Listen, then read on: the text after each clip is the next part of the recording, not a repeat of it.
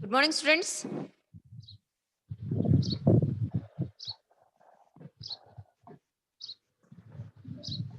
Good morning. Good morning, ma'am. Yes, ma. Good morning. Yes. In the next chapter is in the income tax unit 3, residential status and tax liability. The next chapter, in the first chapter already nimge finish agide. In that first chapter ಅಲ್ಲಿ 6 marks questions 2 questions arise ಆಗುತ್ತೆ. 2 marks questions ಕೂಡ arise ಆಗುತ್ತೆ. But 14 marks ಅದರಲ್ಲಿ ಇಲ್ಲ. 6 marks questions ಒಂದು theory ಒಂದು practical. Already ನಾನು ನಿಮ್ಗೆ ಎಕ್ಸ್ಪ್ಲೇನ್ ಮಾಡಿದ್ದೀನಿ. ಚಾಪ್ಟರ್ ಮಾಡ್ಬೇಕಾದ್ರೆ ಕ್ವಶನ್ಸ್ ನ ಕಳಿಸ್ಬೇಕಾದ್ರೂ ಹೇಳಿದೀನಿ. ಇನ್ ದ ಸೆಕೆಂಡ್ ಚಾಪ್ಟರ್ ಬಂದು ಜಸ್ಟ್ ಫಾರ್ ಎಕ್ಸಂಪ್ಷನ್ ಅಂದ್ರೆ ಎಕ್ಸಂಪ್ಟೆಡ್ ಇನ್ ಟ್ಯಾಕ್ಸ್ ಮಾತ್ರ ನಿಮ್ಗೆ ಬರುತ್ತೆ. ಅದರಲ್ಲಿ ನಿಮ್ಗೆ 2 marks ಕ್ವಶನ್ಸ್ ಒಂದೇ ಒಂದು ಕ್ವಶನ್ ಮಾತ್ರ ಅರೈಸ್ ಆಗೋದು. ದಟ್ ಇಸ್ ಸೆಕೆಂಡ್ ಚಾಪ್ಟರ್ ಅಲ್ಲಿ. But in the third chapter this is residential status and tax liability. In this chapter, 2 marks one question, 6 marks one question and 14 marks one question. This is compulsory questions arise ಆಗುವಂಥದ್ದು. ಈ ಒಂದು income tax ಅಲ್ಲಿ ಇದು first live class ನಿಮ್ಗೆ ಆಗಿರೋದ್ರಿಂದ just ಒಂದು introduction ಕೊಡ್ತೀನಿ. ಈ ಒಂದು ಇನ್ಕಮ್ ಟ್ಯಾಕ್ಸ್ ಅಲ್ಲಿ ನಿಮ್ಗೆ ಪ್ರತಿಯೊಂದನ್ನು ಕೂಡ ನೀವು ಹೇಗೆ ಬೇರೆ ಸಬ್ಜೆಕ್ಟ್ ಪ್ರಾಕ್ಟಿಕಲ್ ಆಗಿ ನೀವು ಪ್ರಾಕ್ಟಿಕಲ್ ಸಬ್ಜೆಕ್ಟ್ ಇರುತ್ತೋ ಆ ರೀತಿ ಪ್ರಾಕ್ಟಿಕಲ್ ಆಗಿ ಇರೋದಿಲ್ಲ, ಪ್ರಾಬ್ಲಮ್ಸ್ ಇರೋದಿಲ್ಲ. ಇಲ್ಲಿ theory based on practical exams ಅಂದ್ರೆ ಪ್ರಾಕ್ಟಿಕಲ್ಸ್ ಪ್ರಾಬ್ಲಮ್ಸ್ ಇರುತ್ತೆ. ಅಂದ್ರೆ ಥಿಯರಿ ಏನ್ ನೀವು ಓದ್ತೀರಾ ಅದ್ರ ಮೇಲೆ ಬರುವಂತ ಪ್ರಾಬ್ಲಮ್ಸ್ ಇಲ್ಲಿರುತ್ತೆ. ಅದು ಪ್ರಾಕ್ಟಿಕಲ್ ಪ್ರಾಬ್ಲಮ್ಸ್ ಆಗಿರುತ್ತೆ. ಈಗ ನಾವು ಕ್ಲಾಸ್ ಸ್ಟಾರ್ಟ್ ಮಾಡ್ತಾ ಇದ್ದೀನಿ. In the third chapter, the residential status and tax liability. The first one is the introduction. The tax is charged on the income of the assessee. Assessee means is a person. ಏನು ಒಂದು ಪರ್ಸನ್ಗೆ income ತಗೊಳ್ತಾನೋ ಆ ಇನ್ಕಮ್ಗೆ tax ನ charge ಮಾಡ್ತಾರೆ. Yes, the under the income tax act 1961, the total income of every person is computed based upon his or her residential status. ಏನು ಒಂದು ಟೋಟಲ್ ಇನ್ಕಮ್ ನ ಆಸ್ ಅ ಪರ್ಸನ್ ತಗೊಳ್ತಾನೋ ಆ ಒಂದು ಬೇಸ್ಗೆ ಅವ್ರು ತಗೊಳ್ಳುವಂತ ಇನ್ಕಮ್ಗೆ ಆಸ್ ಆ ಪರ್ಸನ್ ರೆಸಿಡೆನ್ಷಿಯಲ್ ಸ್ಟೇಟಸ್ ನ ಅವರು ಬೇಸ್ಡ್ ಅಂದ್ರೆ ಅದನ್ನ ಕಂಪ್ಯೂಟ್ ಮಾಡುವಂಥದ್ದು. ಇಸ್ ಅ ರೆಸಿಡೆನ್ಷಿಯಲ್ ಸ್ಟೇಟಸ್ ಅಥವಾ ನಾನ್ ರೆಸಿಡೆನ್ಷಿಯಲ್ ಅಥವಾ ನಾಟ್ ಆರ್ಡಿನರಿ ರೆಸಿಡೆನ್ಷಿಯಲ್ ಅಂತ ಅದನ್ನ ತಗೊಳ್ತೀವಿ. ಆ ಒಂದು ತಗೊಳ್ಳುವಂತ ಇನ್ಕಮ್ ಬೇಸ್ಡ್ ಆನ್ ಇನ್ಕಮ್ ಮೇಲೆ ಅಥವಾ ಒಂದು ಇಂಡಿಯಾದಲ್ಲಿ ಅವನು ಎಷ್ಟು ದಿನಗಳು ಸ್ಟೇ ಆಗ್ತಾನೆ ಅದ್ರ ಮೇಲೆ ರೆಸಿಡೆನ್ಷಿಯಲ್ ಸ್ಟೇಟಸ್ ನ ನಾವು ಕನ್ಸಿಡರ್ ಮಾಡ್ಕೊಳ್ತೀವಿ. For the purpose of determine the residential status assessee are classified into the following categories. ಏನ್ ಆಸ್ ಎ ಪರ್ಸನ್ ನ ನಾವು ಇಲ್ಲಿ ಈ ರೆಸಿಡೆನ್ಷಿಯಲ್ ಸ್ಟೇಟಸ್ ನ ನಾವು ತಗೊಳ್ಬೇಕಾದ್ರೆ ಯಾವ ರೀತಿ ಯಾವ ಪರ್ಸನ್ ಮೇಲೆ ನಾವು ಈ ರೆಸಿಡೆನ್ಷಿಯಲ್ ಸ್ಟೇಟಸ್ ನ ನಾವು ತಗೊಳ್ತೀವಿ. The first one individual person ಮೇಲೆ ಈ ರೆಸಿಡೆನ್ಷಿಯಲ್ ಸ್ಟೇಟಸ್ ನಾವು ನೋಡ್ತೀವಿ. And HUF, firms, companies and any other person ಇವರೆಲ್ಲರಿಗೂ ಕೂಡ ನಾವು ರೆಸಿಡೆನ್ಷಿಯಲ್ ಸ್ಟೇಟಸ್ ನಾವು ಕನ್ಸಿಡರ್ ಮಾಡ್ತೀವಿ.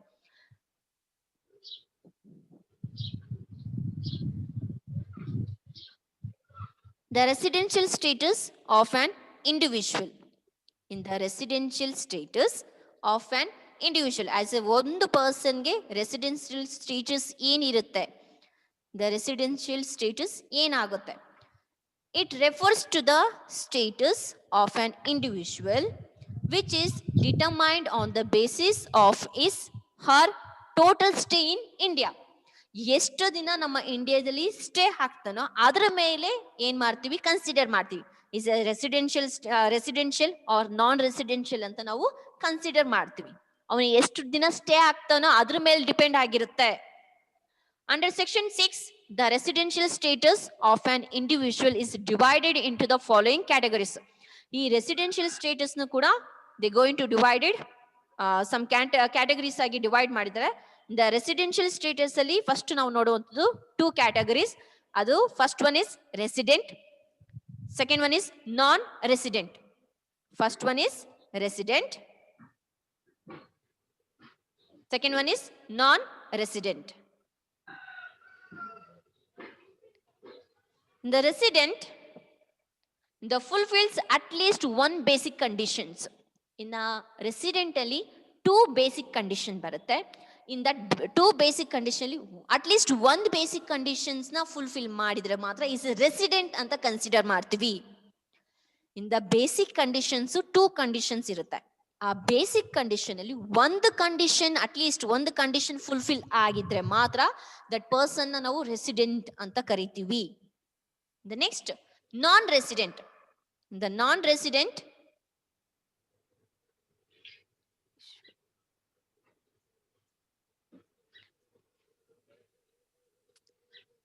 the fulfills none of the basic conditions.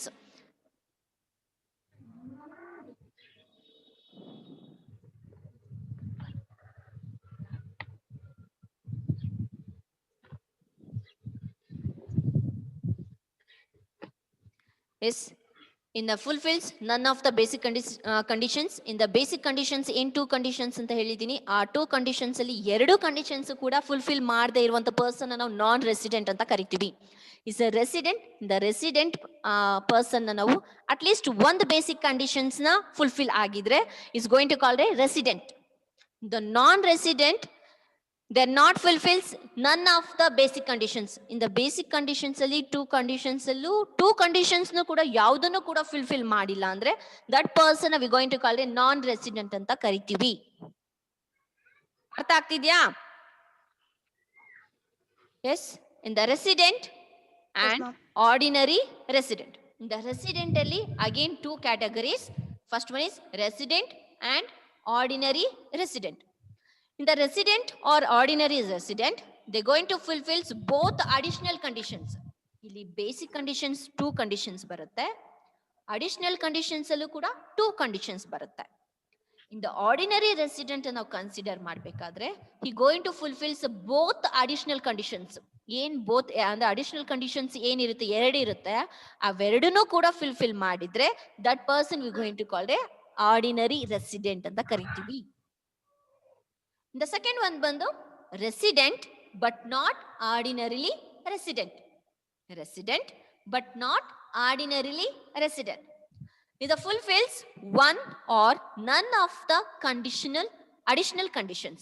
ಏನು additional conditions two ಅಂತ ಹೇಳಿದೀನಿ, ಆ additional conditions ನಲ್ಲಿ they going to fulfills one conditions ನ ಫುಲ್ಫಿಲ್ ಆಗಿರ್ಬೇಕು, or ಎರಡನ್ನೂ ಕೂಡ ಫುಲ್ಫಿಲ್ ಆಗಿಲ್ಲ ಅಂದ್ರೂ ಕೂಡ ಅಂತ person we going to call a resident but not ordinarily resident. ಆ ಪರ್ಸನ್ ನಾವು resident but not ordinarily resident ಅಂತ ಕರಿತೀವಿ. ಈ ಚಾರ್ಟ್ ನಿಮ್ಗೆ ತುಂಬಾ ಇಂಪಾರ್ಟೆಂಟ್. ರೆಸಿಡೆನ್ಷಿಯಲ್ ಸ್ಟೇಟಸ್ ಅಲ್ಲಿ ಟೂ ಕ್ಯಾಟಗರೀಸ್, ಒಂದು resident and non resident.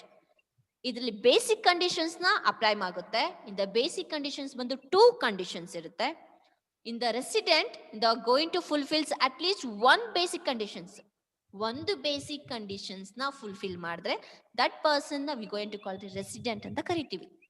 That is ಆ ಪರ್ಸನ್ ನ ಒಂದು ರೆಸಿಡೆನ್ಷಿಯಲ್ ಸ್ಟೇಟಸ್ ಆಗುತ್ತೆ. ಇನ್ನ next one non resident. In the non resident ನಾವು ತಗೊಂಡಾಗ ಇನ್ ದಟ್ ಪರ್ಸನ್ ಫುಲ್ಫಿಲ್ಸ್ ನನ್ ಆಫ್ ದ ಬೇಸಿಕ್ ಕಂಡೀಷನ್ಸ್. ಅಂದ್ರೆ ಬೇಸಿಕ್ ಕಂಡೀಷನ್ಸ್ ಏನ್ ಟೂ ಇರುತ್ತೋ ಆ ಎರಡನ್ನೂ ಕೂಡ ಫುಲ್ಫಿಲ್ ಆಗದೆ ಇರುವಂತ ಪರ್ಸನ್ ನಾವು ನಾನ್ ರೆಸಿಡೆಂಟ್ ಅಂತ ಹೇಳ್ತೀವಿ. ದ ನೆಕ್ಸ್ಟ್ ರೆಸಿಡೆಂಟ್ ಅಲ್ಲಿ again two categories, that is resident not ordinarily resident. In that person they going to fulfils both additional conditions. Additional conditions ಅಲ್ಲೂ ಕೂಡ ಎರಡು ಕಂಡೀಷನ್ಸ್ ಬರುತ್ತೆ. ಎರಡು ಕಂಡೀಷನ್ಸ್ ಕೂಡ ಫುಲ್ಫಿಲ್ ಮಾಡಿದ್ರೆ ದಟ್ ಪರ್ಸನ್ ನಾವು ಆರ್ಡಿನರಿಲಿ ರೆಸಿಡೆಂಟ್ ಅಂತ ಕರಿತೀವಿ. ರೆಸಿಡೆಂಟ್ ಅಂಡ್ ಆರ್ಡಿನರಿಲಿ ರೆಸಿಡೆಂಟ್ ಅಂತ ಕರಿತೀವಿ. The resident but not ordinarily resident ಅಂದ್ರೆ the fulfils one of the additional conditions or none of the additional conditions. ಅಂದ್ರೆ ಅಡಿಷನಲ್ ಕಂಡೀಷನ್ಸ್ ಅಲ್ಲಿ ಅಗೇನ್ ಟೂ ಕಂಡೀಷನ್ಸ್ ಅಂತ ಹೇಳಿದ್ದೀನಿ. ದ ಟೂ ಕಂಡೀಷನ್ಸ್ ಅಲ್ಲಿ ಒಂದು ಕಂಡೀಷನ್ಸ್ ನ ಫುಲ್ಫಿಲ್ ಮಾಡಿರ್ಬೇಕು, ಅಥವಾ ಎರಡನ್ನೂ ಕೂಡ ಫಿಲ್ ಮಾಡದೆ ಇರುವಂತಹ ಪರ್ಸನ್ ನ ನಾವು resident but not ordinarily resident ಅಂತ ಕರಿತೀವಿ. ಇದು chart. The next, how to determine residential status. For the purpose of income tax in India, the income tax laws in India classify taxable person as a resident, chart ತೋರಿಸಿದ್ವಲ್ಲ same. A resident ಯಾವ ರೀತಿ classify ಮಾಡಿದೆ ಅಂದ್ರೆ a resident not ordinary resident, that is RNOR ಅಂತ short form ಅಲ್ಲಿ ಹೇಳ್ತೀವಿ. Next one a non resident, that is not NR, non resident. 3 categories ಅಥವಾ 3 classification ಅಂತ ಹೇಳ್ತೀವಿ. The first one is a resident, second one a resident not ordinarily resident, third one a non resident. The next, the tax liability differs for each of the above categories of taxpayers. The each in 3 members ಹೇಳ್ತೀವಿ, they are taxpayers ಆಗ್ತಾರೆ. Before we get into tax ability, let us first understand how a taxpayer becomes a resident. And resident not ordinary resident or an non resident ಅಂದ್ರೆ ಈ 3 members ಅಂತ ಏನ್ ಹೇಳ್ತಾ ಇದೀವಿ, ಇವ್ರು 3 ಕೂಡ ಹೇಗೆ ಟ್ಯಾಕ್ಸ್ ಪೇಯರ್ ಆಗ್ತಾರೆ, ಟ್ಯಾಕ್ಸ್ ನ ಪೇ ಮಾಡ್ತಾರೆ. ಈ ಟ್ಯಾಕ್ಸ್ ನ ಪೇ ಮಾಡ್ಬೇಕಾದ್ರೆ ಅವ್ರದ್ದೇ ಆದಂತಹ ಆಗ್ಲೇ ಹೇಳ್ದ ಹಾಗೆ ಕಂಡೀಷನ್ಸ್ ಇದೆ. ಆ ಕಂಡೀಷನ್ಸ್ ನ ಫುಲ್ಫಿಲ್ ಆಗಿದ್ರೆ ಮಾತ್ರ they going to pay the tax. ಇಲ್ಲ ಅಂದ್ರೆ ಅವ್ರು ಟ್ಯಾಕ್ಸ್ ನ ಪೇ ಮಾಡೋದಿಲ್ಲ. ದಟ್ ಈಸ್ ರೆಸಿಡೆನ್ಷಿಯಲ್ ಸ್ಟೇಟಸ್ ನ ವಿ ಹ್ಯಾವ್ ಟು ಐಡೆಂಟಿಫೈ. ಅಂದ್ರೆ ಆ ಪರ್ಸನ್ ರೆಸಿಡೆಂಟ್ ಏನಿದೆ ಅದನ್ನ ಸ್ಟೇಟಸ್ ನ ನಾವು ಐಡೆಂಟಿಫಿಕೇಶನ್ ಮಾಡ್ಬೇಕು. ಆ ಐಡೆಂಟಿಫಿಕೇಶನ್ ಮಾಡ್ಬೇಕಾದ್ರೆ ಏನೀಗ ಅಡಿಷನಲ್ ಬೇಸಿಕ್ ಕಂಡೀಷನ್ಸ್ ಮತ್ತೆ ಅಡಿಷನಲ್ ಕಂಡೀಷನ್ಸ್ ಅಂತ ಏನ್ ಹೇಳ್ತೀವಿ ಅದನ್ನ ಫುಲ್ಫಿಲ್ ಆಗಿರ್ಬೇಕು. ಅಂದ್ರೆ ಆಸ್ ಎ ರೆಸಿಡೆಂಟ್ ಗೆ ಏನ್ ಫುಲ್ಫಿಲ್ ಆಗ್ಬೇಕು ಅದು ಫುಲ್ಫಿಲ್ ಮಾಡಿದ್ರೆ is a resident he going to pay the tax. ಆ ರೀತಿ ಈಗ first will going to see the resident. A taxpayer would qualify as a resident of India if he satisfies one of the following 2 conditions. ಆಗ್ಲೇ ಹೇಳ್ದೆ 2 conditions ಇದೆ. ಈ 2 conditions ಅಲ್ಲಿ ಒಂದು conditions ನಾದ್ರೂ ಅವರು ಕ್ವಾಲಿಫೈ ಆಗಿರ್ಬೇಕು. ಹಾಗಿದ್ರೆ ಮಾತ್ರ they going to pay the tax. ಅವನು ಟ್ಯಾಕ್ಸ್ ಪೇಯರ್ ಆಗ್ತಾನೆ, ಟ್ಯಾಕ್ಸ್ ನ ಪೇ ಮಾಡ್ತಾನೆ. ಏನ್ conditions? The first one is the stay in India for a year is 182 days or more. 1 ವರ್ಷದಲ್ಲಿ ನಮ್ಮ ಇಂಡಿಯಾದಲ್ಲಿ ಆತ 182 ದಿನ ಅಥವಾ ಅದಕ್ಕಿಂತ ಹೆಚ್ಚು ದಿನ ಅವನು ಸ್ಟೇ ಆಗಿದ್ರೆ ಮಾತ್ರ ಈಸ್ ಎ ರೆಸಿಡೆಂಟ್ ಅಂತ ಕನ್ಸಿಡರ್ ಮಾಡ್ತೀವಿ. ಅರ್ಥ ಆಗ್ತಾ ಇದೆಯಾ? ಇಸ್ ಎ ರೆಸಿಡೆಂಟ್ ಅಂತ ಹೇಳೋದಕ್ಕೆ ಬೇಸಿಕ್ ಕಂಡೀಷನ್ಸ್ ಅಂತ ಆಗ್ಲೇ ಹೇಳಿದ್ವಲ್ಲ, ಆ ಬೇಸಿಕ್ ಕಂಡೀಷನ್ಸ್ ಯಾವ್ದು ಅಂದ್ರೆ ಇವೆರಡು. The first one is the stay in India for a year is 182 days or more. 182 days ಇರಬೇಕು ಅಥವಾ ಅದಕ್ಕಿಂತ ಹೆಚ್ಚು ದಿನ ಅವನು ಸ್ಟೇ ಆಗಿದ್ರೆ ಇಸ್ ಎ ರೆಸಿಡೆಂಟ್ ಅಂತ ಕರಿತೀವಿ. The second condition that is the stay in India for the immediately 4 preceding years. 4 preceding years is 365 days or more. ಅಂದ್ರೆ 4 preceding years ಅಂತ ಹೇಳ್ತೀವಿ. 4 preceding years ಯಾವ ರೀತಿ ಕ್ಯಾಲ್ಕುಲೇಷನ್ ಮಾಡಬೇಕು ಅಂತ ನಾನು ಪ್ರಾಬ್ಲಮ್ಸ್ ನ ಮಾಡ್ಬೇಕಾದ್ರೆ ನಾನು ಹೇಳ್ಕೊಡ್ತೀನಿ. ಈಗ ಹೇಳ್ಬೇಕಂದ್ರೂ ಹೇಳ್ತೀನಿ. That is first assessment year ತಗೊಳ್ತೀವಿ. ದ ಅಸೆಸ್ಮೆಂಟ್ ಇಯರ್ ಬ್ಯಾಕ್ ಇರುವಂತ ಏನ್ ಇಯರ್ ಇದೆ ಅದನ್ನ ಪ್ರೀವಿಯಸ್ ಇಯರ್ ಅಂತ ಹೇಳ್ತೀವಿ. ಪ್ರೀವಿಯಸ್ ಇಯರ್ ಹಿಂದೆ ಇರುವಂತ ಇಯರ್ಸ್ ನ ಏನ್ ಹೇಳ್ತೀವಿ ಅದು ಪ್ರಿಸೀಡಿಂಗ್ ಇಯರ್ಸ್ ಅಂತ ಕರಿತೀವಿ. ದಟ್ ಈಸ್ 4 ಪ್ರಿಸೀಡಿಂಗ್ ಇಯರ್ಸ್ ಅಂದ್ರೆ ಪ್ರೀವಿಯಸ್ ಇಯರ್ ನ ಬಿಟ್ಟು 4 ಇಯರ್ಸ್ ಏನಿರುತ್ತೆ ದಟ್ ಈಸ್ 4 ಪ್ರಿಸೀಡಿಂಗ್ ಇಯರ್ಸ್ ಅಂತ ಆಗುತ್ತೆ. ಆ ಇಯರ್ ಅಲ್ಲಿ 4 ಪ್ರಿಸೀಡಿಂಗ್ ಇಯರ್ ಅಲ್ಲಿ 365 ಡೇಸ್ ಅಥವಾ ಮೋರ್ ದ್ಯಾನ್ ಅವನು ಸ್ಟೇ ಆಗಿದ್ರೆ, ಕನ್ಸಿಡರ್ ಆಗಿದ್ರೆ ಅಥವಾ ಫುಲ್ಫಿಲ್ ಆಗಿದ್ರೆ, and the 60 days or more in the relevant financial year. In the financial year ಅಲ್ಲಿ 60 ಡೇಸ್ ಅಥವಾ ಮೋರ್ ದ್ಯಾನ್ ಅವನು ಸ್ಟೇ ಆಗಿದ್ರೆ ಇಸ್ ಅ ರೆಸಿಡೆಂಟ್ ಅಂತ ಕನ್ಸಿಡರ್ ಮಾಡ್ತೀವಿ. In the event and individual leaves India for employment during an financial year, he will qualifies as a resident to India only if he stay in India for 182 days or more. This otherwise the means conditions ಅಂದ್ರೆ same in two conditions ಏನಿದೆ ಈ two conditions ಅಲ್ಲಿ ಆ ಒಂದು employee ಅಥವಾ ಒಂದು person ಅಲ್ಲಿ stay ಆಗಿದ್ರೆ ಮಾತ್ರ ಅಥವಾ ಫುಲ್ಫಿಲ್ ಮಾಡಿದ್ರೆ ಮಾತ್ರ he going to pay the tax. ಇಂಡಿಯಾದಲ್ಲಿ ಅವನು ಟ್ಯಾಕ್ಸ್ ನ ಪೇ ಮಾಡ್ತಾನೆ, ಇಲ್ಲ ಅಂದ್ರೆ ಅವನು ಯಾವುದೇ ರೀತಿಯಾದಂತ ಟ್ಯಾಕ್ಸ್ ನ ಪೇ ಮಾಡೋದಿಲ್ಲ. ಅರ್ಥ ಆಗ್ತಿದ್ಯಾ? Yes, in this otherwise the means the conditions B above of 60 days would not apply to him. ಅಂದ್ರೆ 182 days ಏನ್ ದ ಫೈನಾನ್ಷಿಯಲ್ ಇದು 182 days ಏನ್ ಸ್ಟೇ ಆಗಿರ್ತಾನೆ ಅಲ್ಲಿ ಸ್ಟೇ ಆಗಿದ್ರೆ ಈ going to pay the tax or more than ಇದೆಯಾ? ಇಲ್ಲ ಅಂದ್ರೆ ಅವ್ನು ಸ್ಟೇ ಆಗಿದ್ರೆ ಅದನ್ನ ನಾವು ಕನ್ಸಿಡರ್ ಮಾಡ್ತೀವಿ, ಅದನ್ನ ಫುಲ್ಫಿಲ್ ಆಗುತ್ತೆ.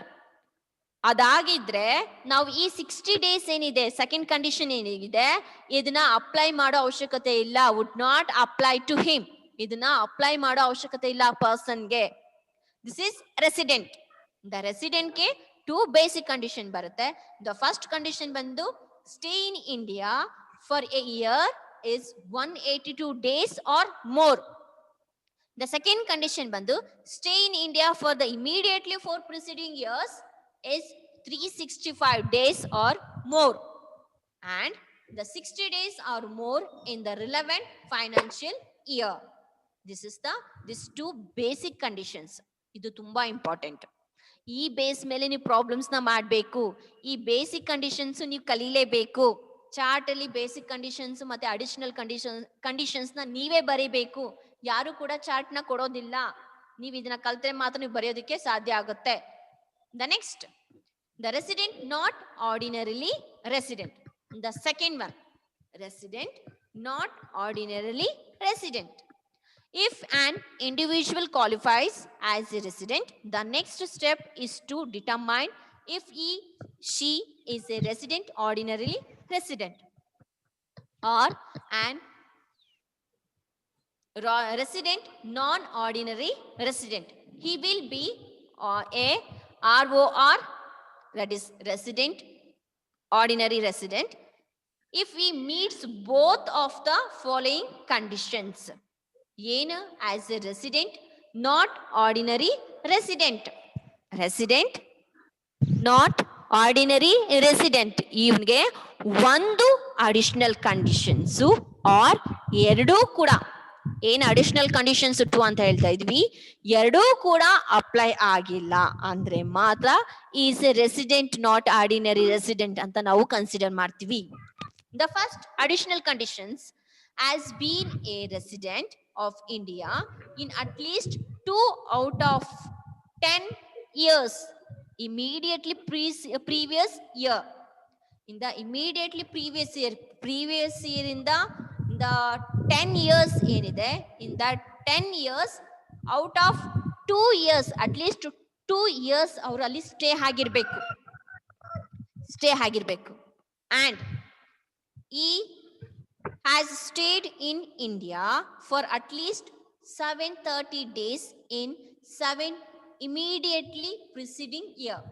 In the immediately preceding year 7 preceding years ಅಲ್ಲಿ 7 years preceding years ಅಲ್ಲಿ 730 days ಸ್ಟೇ ಆಗಿರ್ಬೇಕು.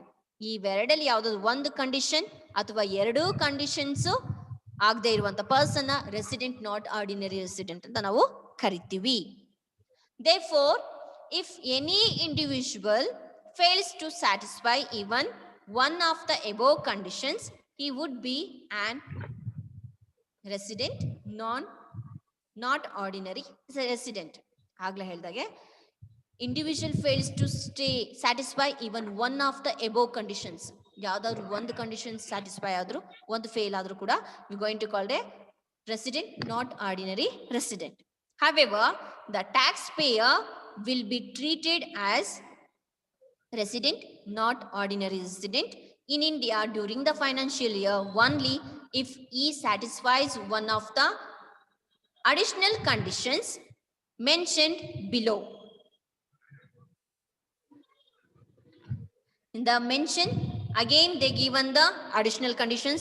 These two additional conditions stay agidre matra means fulfill agidre matra ನಾವು ಅದನ್ನ ರೆಸಿಡೆಂಟ್ ನಾಟ್ ಆರ್ಡಿನರಿ ರೆಸಿಡೆಂಟ್. ಏನ್ 2 ಅಡಿಷನಲ್ ಕಂಡೀಷನ್ ಹೇಳ್ತೀನಿ. ಸೇಮ್ ಕಂಡೀಷನ್ಸ್ ಇಲ್ಲಿರೋದು, same conditions ಇರೋದು.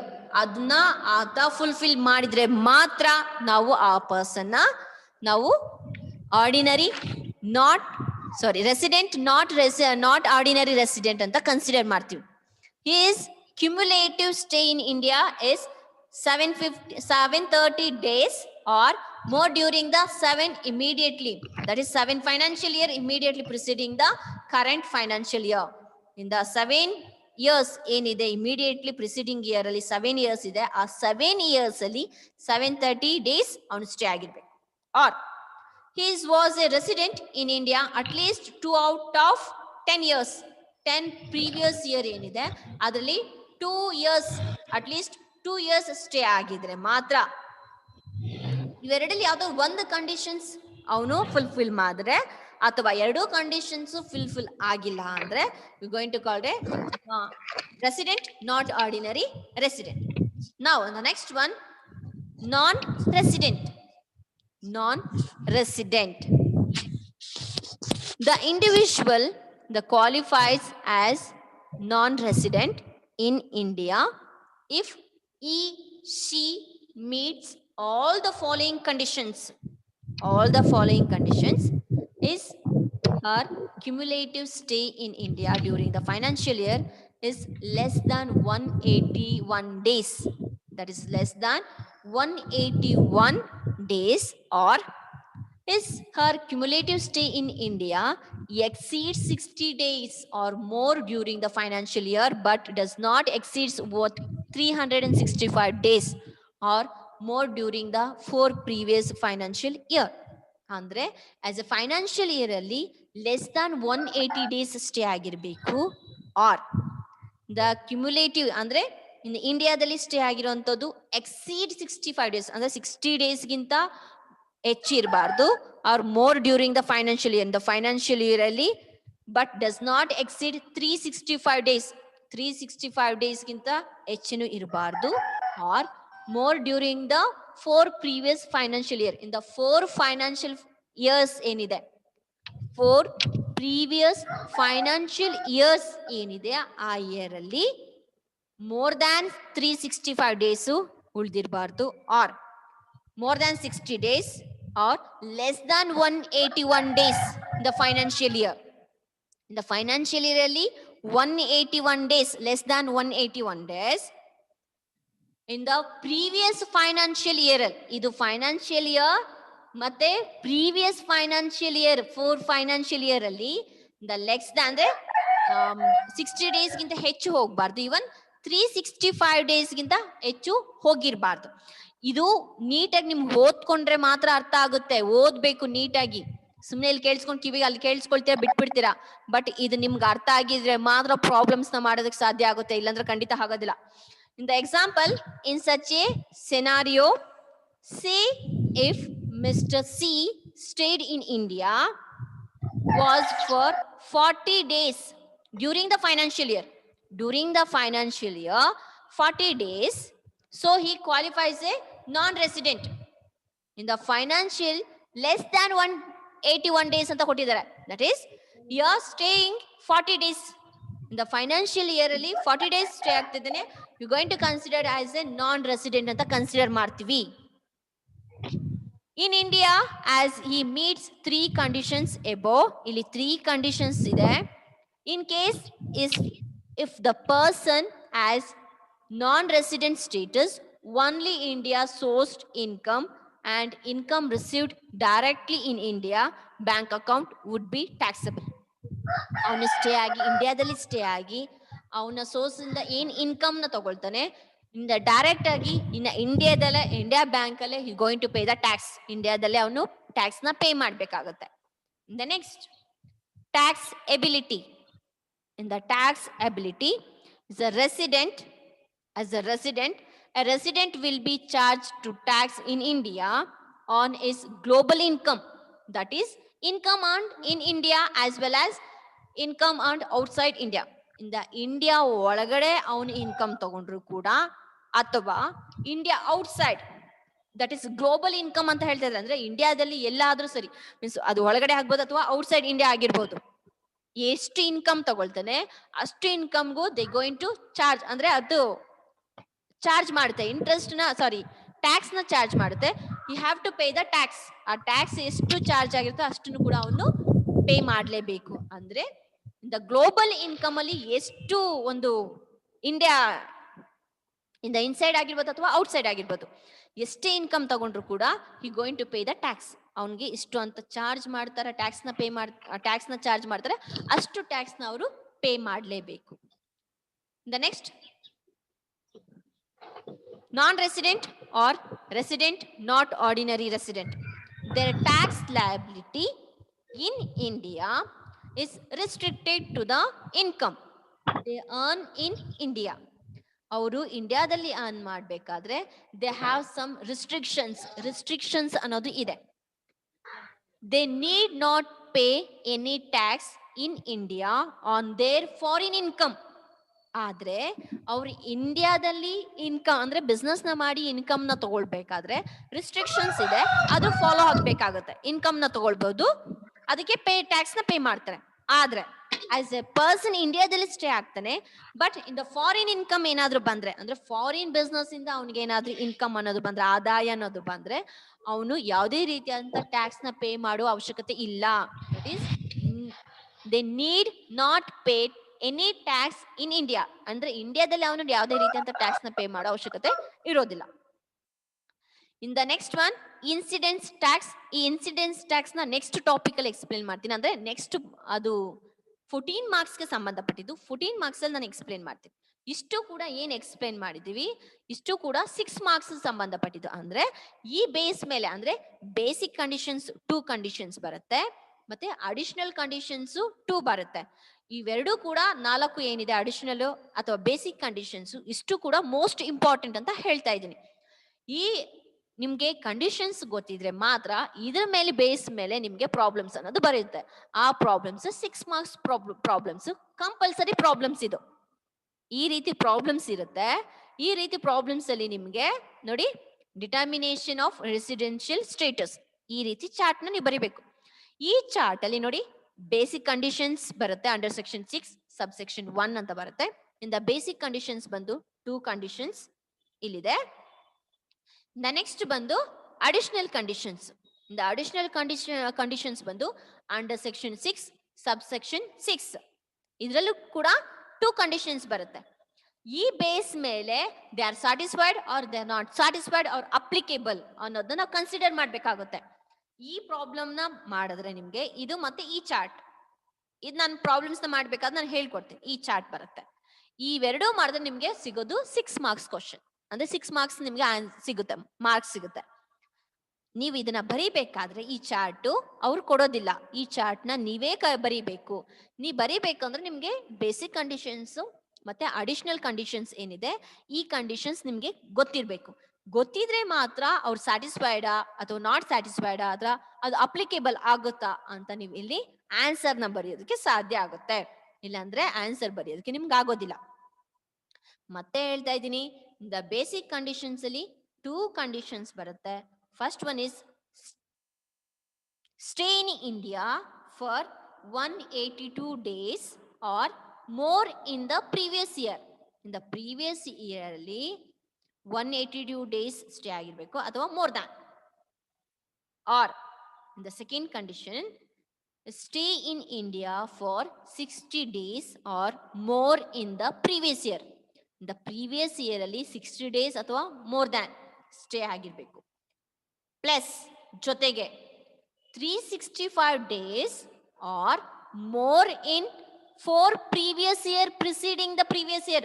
ಅಂದ್ರೆ ಪ್ರೀವಿಯಸ್ ಇಯರ್ ನ ಬಿಟ್ಟು ಇನ್ ದ ಪ್ರಿಸೀಡಿಂಗ್ 4 years ಏನಿದೆ, ಅದರ ಬ್ಯಾಕ್ ಬರುವಂತ ಇಯರ್ಸ್ ಏನಿದೆ 4 years, ಆ 4 years ಅಲ್ಲಿ 365 days ಸ್ಟೇ ಆಗಿರ್ಬೇಕು ಅಥವಾ ಮೋರ್ ದ್ಯಾನ್ 365 days ಸ್ಟೇ ಆಗಿರ್ಬೇಕು. ಇವೆರಡು ಕಂಡೀಷನ್ ಅಲ್ಲಿ ಯಾವ್ದು ಕಂಡೀಷನ್ ಅವ್ರಿಗೆ ಸ್ಯಾಟಿಸ್ಫೈ ಆಗುತ್ತೆ ಅಲ್ಲಿ ಸ್ಯಾಟಿಸ್ಫೈ ಅಂತ ಬರಿಬೇಕು. ಯಾವ ಕಂಡೀಷನ್ಸ್ ಅವ್ರಿಗೆ ಫುಲ್ಫಿಲ್ ಆಗೋದಿಲ್ಲ ಅದನ್ನ ನಾಟ್ ಸ್ಯಾಟಿಸ್ಫೈಡ್ ಅಂತ ಬರಿಬೇಕು. ಎರಡು ಅಪ್ಲಿಕೇಬಲ್ ಆಗಿಲ್ಲ ಅಂದ್ರೆ ಅಪ್ಲಿಕೇಬಲ್, ನಾಟ್ ಅಪ್ಲಿಕೇಬಲ್ ಅಂತ ಮೆನ್ಷನ್ ಮಾಡ್ಬೇಕಾಗುತ್ತೆ. ಇದು basic condition. The next one, additional conditions. Even additional conditions allೂ ಕೂಡ 2 additional conditions ಬರುತ್ತೆ. The first one is resident. The resident in India for 2 years out of 10 previous year. The previous year ಏನಿರುತ್ತೆ out of 10 previous year ಅಲ್ಲಿ 2 years at least 2 years ಅಲ್ಲಿ stay ಆಗಿರ್ಬೇಕು. ಇದು ಕೂಡ preceding the previous year. Previous year ನ ಬಿಟ್ಟು preceding 10 years ಅಂದ್ರೆ previous year ನ ಬಿಟ್ಟು ಅದ್ರ ಬ್ಯಾಕ್ ಬರುವಂತ 10 years ಅಲ್ಲಿ 10 ಔಟ್ ಆಫ್ 10 ಅಲ್ಲಿ 2 years ಇಂಡಿಯಾದಲ್ಲಿ ಸ್ಟೇ ಆಗಿರ್ಬೇಕು ಒಂದು. ದ ಸೆಕೆಂಡ್ ಬಂದು stay in India for 730 days.